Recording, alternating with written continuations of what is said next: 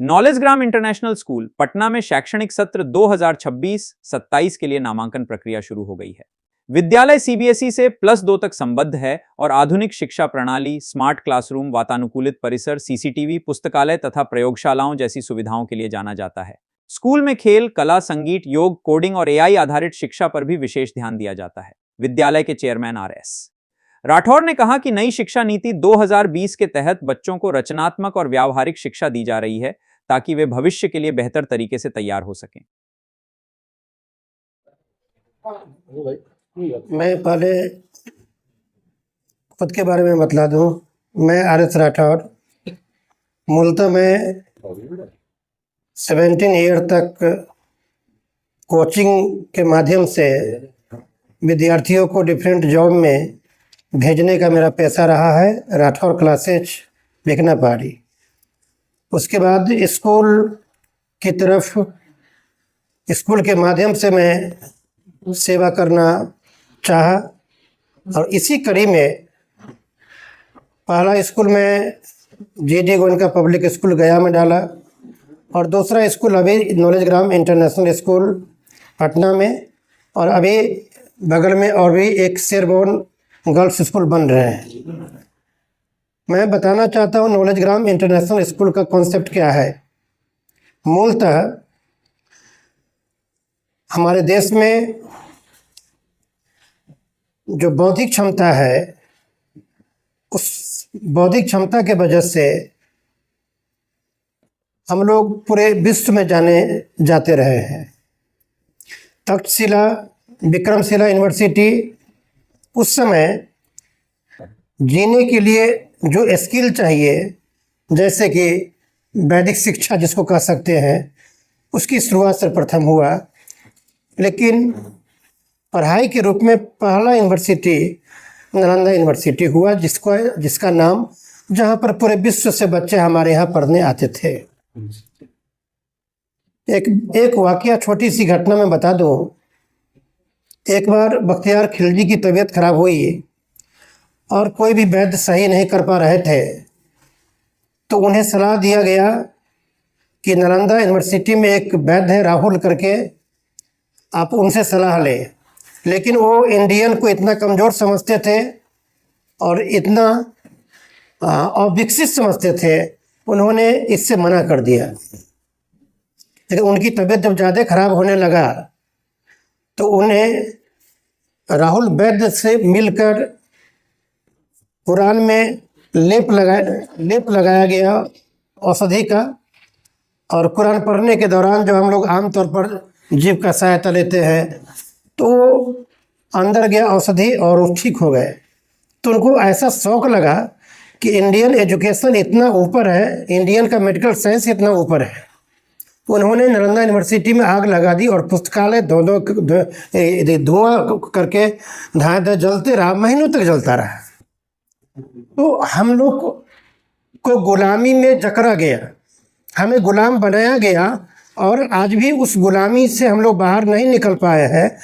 गुलामी से बाहर नहीं निकल पाए, इसका मेरा मतलब ये है कि आज जो प्रोसेस है, हम लोग जो पहले शोध करते थे, वो शोध करने की जो प्रोसेस विद्या थी हमारी, उसको समाप्त कर दिया गया। हमारे यहाँ ये सिस्टम मैकाले एजुकेशन सिस्टम के दौरान में ला दिया गया अंग्रेज के द्वारा कि जो पढ़ने में, कहने का मतलब जो रटने में ज़्यादा तेज है वो अच्छे विद्यार्थी है, जो रटवाने में ज़्यादा अच्छा है वो अच्छा टीचर है। उस रटे हुए को किताब जो ज़्यादा उतार दे एग्जाम में, तो वो अच्छे स्कोरर हो गए। अब बताइए, ग्रेजुएट होने के बाद भी लोग बेरोजगार है। इस पद्धति को, यानी कि आज भी हम मानसिक रूप से गुलाम हैं। हमें बताया जाता है, बचपन में सिखाई गई है, हाँ, कि बचपन की किताबों में ये हमें सिखाया जाता है, जी फॉर जेंटलमैन। वो एक फोटो लगा है, हैट पहना है, टाई पहना है, कोट पहना है, और हमें बताई जाती है जी फॉर जेंटलमैन। तो बच्चों के मस्तिष्क में जेंटलमैन का फिगर वैसा बनता है, और उसके माता पिता कितना भी बड़ा जेंटलमैन हो, लेकिन वो जेंटलमैन नहीं मानेगा, क्योंकि उसके दिमाग में जेंटलमैन वो है। हमें सिखाया जाता है कि दिन का उल्टा रात होता है, हमें सिखाया जाता है कि गरीब का उल्टा अमीर होता है। आप बताइए कैसे होता है? ये हमें गुलामी के जंजीर से बाहर निकलने नहीं देने की ये कोशिश आज भी हमारे। आप बताइए, हम ये क्वेश्चन पूछना चाहते हैं, जिसका कलर फेयर है उसको सुंदर मानते हैं लोग, ये कैसे होगा भाई बताइए? और जिसका कलर थोड़ा सा कम है, जिसको हम लोग लेस कहते हैं या श्यामला बोलते हैं, वो खराब कैसे हो गया भाई? कोई बताए हमको? कहाँ लिखा हुआ है? अंग्रेजों का दिया हुआ है। आज भी हमारे दिमाग में साहेब है। अंग्रेज गोरा हुआ करते थे, तो साहेब का मतलब जो गोरा है वो साहेब है। हम अगर श्यामला है तो हम कमजोर है, कमतर है उससे। ये भेदभाव घर तक फैला हुआ है। तो नॉलेज ग्राम स्कूल एक सिस्टम नहीं, यह एक आपका है कि सौगंध है, एक नॉलेज ग्राम मुहिम है। हम इस सिस्टम के बियॉन्ड न्यू एजुकेशन पॉलिसी में इसे बताया गया है, लेकिन इसे एडॉप्ट करने में काफ़ी टाइम लगेगा। लोग मेंटली प्रिपेयर नहीं है। यहाँ पर जैसे कि मैं पूछता हूँ, लोग मैकेनिकल में बीटेक करके आते हैं, कोई एमटेक करके आते हैं, लेकिन एक बच्चा जो कि स्कूल के दहलीज पर कदम नहीं रखा है और वह वर्कशॉप में काम करता है, तो आप मान ले कि उस बच्चे को ज़्यादा नॉलेज है उसे एमटेक वाले से।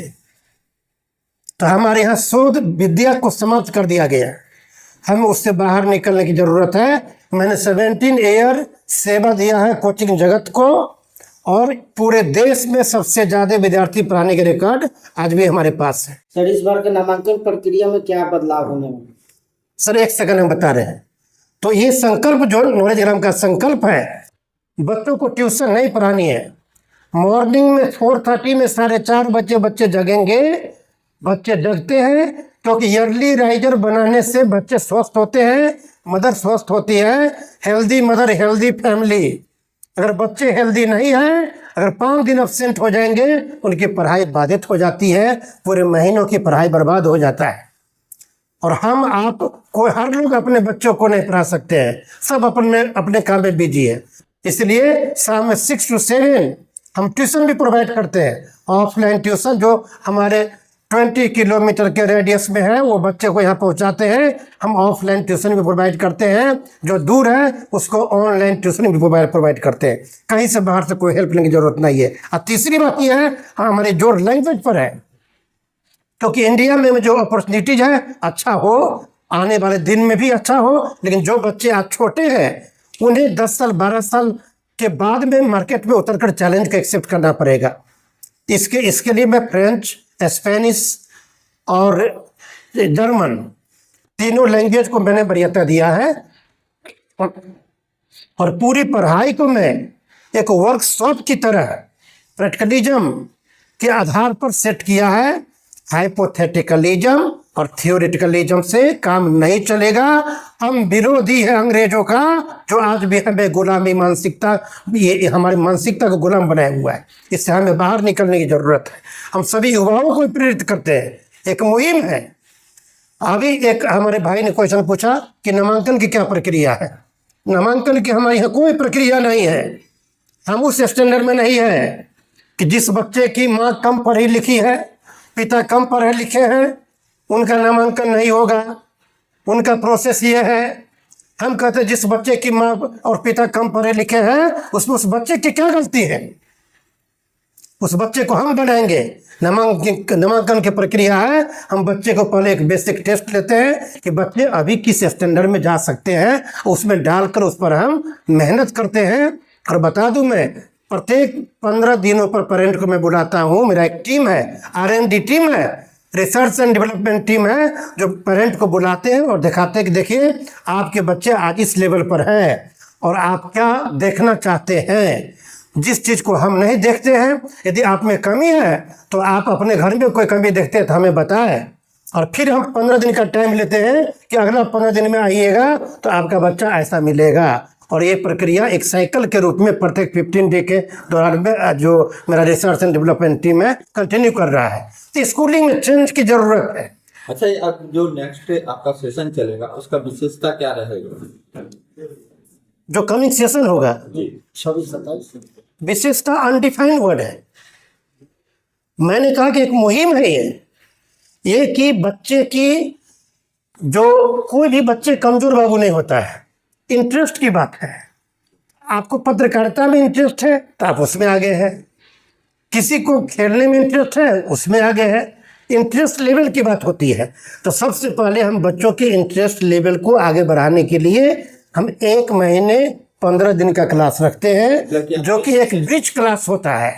ओनली बच्चे उसमें एंजॉय करते हैं, खेलते हैं, बॉक्सेज बनाते हैं, यानी कि एक्टिविटीज करते हैं ओनली, ताकि बच्चों का इंटरेस्ट लेवल बढ़ जाए, फैमिलियर हो जाए, बच्चे स्कूल ना आना पड़े इसकी बहाना ना बनाए, ताकि उसके जगह पर ये हो कि बच्चे को फीवर भी लगा रहे और पेरेंट रोके तो बच्चे ये छुपाए कि हमको फीवर लगा हुआ है, स्कूल आने के प्रयास करें। ये माहौल बनाने की जरूरत है। नामांकन के लिए जो आप बेसिक टेस्ट लेते हैं जी, तो वो पता कैसे चलेगा कि कब से है और कब टेस्ट देना है?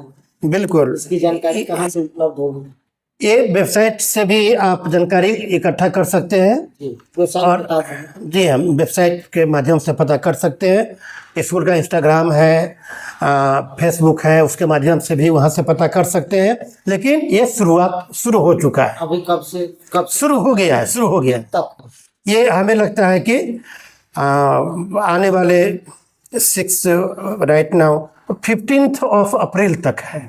नई शिक्षा नीति को कैसे देखते हैं? नई शिक्षा नीति बहुत ही बढ़िया है।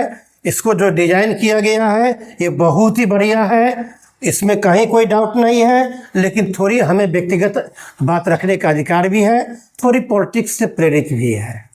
उसमें जो रीजनल लैंग्वेज के लिए कहा गया है कि मेडिकल साइंस भी रीजनल लैंग्वेज में करेंगे, तो हम कहते हैं कि हमारे बच्चे जो डॉक्टर बनेंगे वो अमेरिका में जाके डॉक्टरी करना चाहेंगे तो कैसे करेंगे? तो थोड़ी सी हम लोग जो शिक्षक लोग हैं इससे दूरी बनाते हैं कि ग्लोबल एजुकेशन, ग्लोबल सिटीजनशिप पाने के लिए मुहिम में हम लोग आगे बढ़ रहे हैं। फिर इसमें पॉलिटिक्स कहाँ आ रहा है? सर, आपकी गुलामी ये रसिया और चाइना दोनों कर रहे हैं कि अपने लैंग्वेज में मेडिकल की पढ़ाई करा रहे हैं? बिल्कुल करवा रहे हैं, नहीं, नहीं करवा रहे हैं बाबू।